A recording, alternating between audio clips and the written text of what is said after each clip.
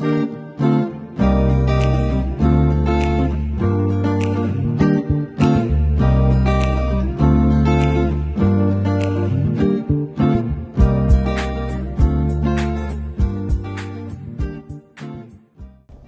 so I've come out in another firm favourite of mine today, a Jaguar XJ, and no ordinary one, it's a Jaguar XJR.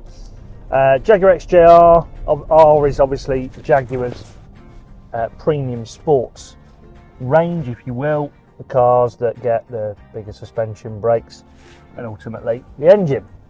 So this one is what we call an X358.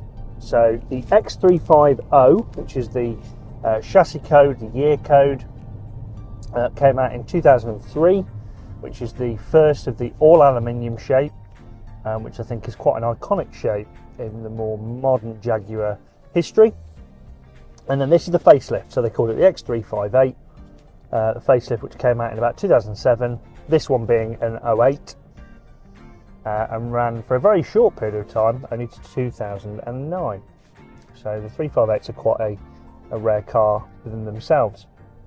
The facelift really wasn't a massive difference. You get a very small difference in terms of badging, infotainment, tweaks, things like that, but it's essentially what they call the big bumper. So the bumpers are slightly bigger, and there's a few very, very small styling cues, of which, to be truthful, not many people would ever notice. But it's the last of that shape, and ultimately the facelift, so it's a little bit more modern. And the rarest because it was only done for that 2-year period, whereas the original 350 ran from 2003 up to 2007. So, a bit about the car.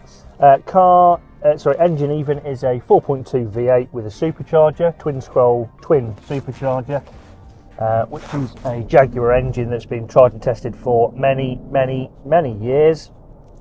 400 horsepower. And 0 to 60 of just below 5 seconds, electronically restricted to 155 mile an hour, as most super saloons are. So not ridiculously fast, this, not ridiculously loud, not ridiculously sporty or anything else, because let's be honest, there was obviously other cars of this ilk trying to come about in the earlier 2000s, the M5s, E63 or E55s at the time, and things like that, which had more impressive 0 to 60s and power figures. But ultimately, this one is a little bit more refined, a bit more chilled out, a little bit more gentlemanly. So it's a very, very quiet ride. It's a very, very quiet engine. There's not an awful lot about it. And I think if you picked someone up, took someone out in the passenger seat, the back, whatever, and went for a drive, they wouldn't probably know what's under the bonnet if you were driving normally. And I think that's where this car shines. It's the gentleman racer. It's the unassuming. It's the underdog. It's the wolf in sheep's clothing. I'm sitting here at 70 mile an hour now. I don't need to raise my voice in any way, shape or form. It's as quiet as it would be in a 3-litre petrol, or anything else for that matter. But when you stick on the loud pedal, it does sound fantastic. A nice bit of V8 burble at the back. Wonderful twin-scroll supercharger, intake noise, even though it's, you know, muffled by the enclosed airbox, not an open cone filter as some people would like to have. But you've got everything you want in here. You know, you've got a multifunction wheel, auto lights, auto wipers, all the things that, you know, could possibly expect on a car of this age. Memory seats, folding mirrors. You've got navigation. You've got climate control and so on and so forth. You've also got heated and cooled seats. Cooled seats is a lovely option to have.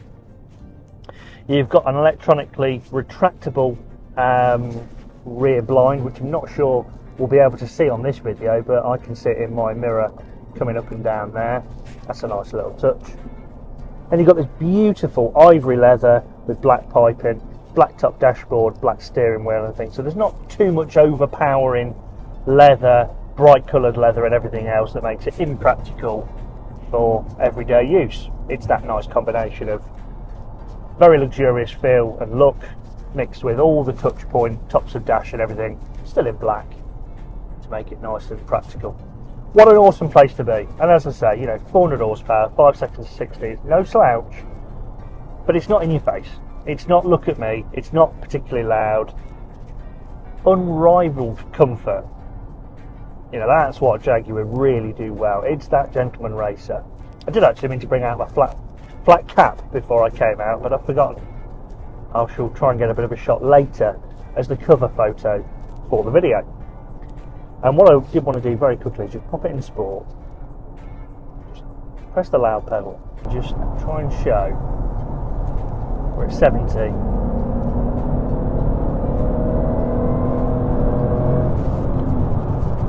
If we weren't in Mexico, we'd be nearly triple figures now. So yeah, properly quick car, and it's cool, it's different, and a damn sight cheaper than some of the competitors.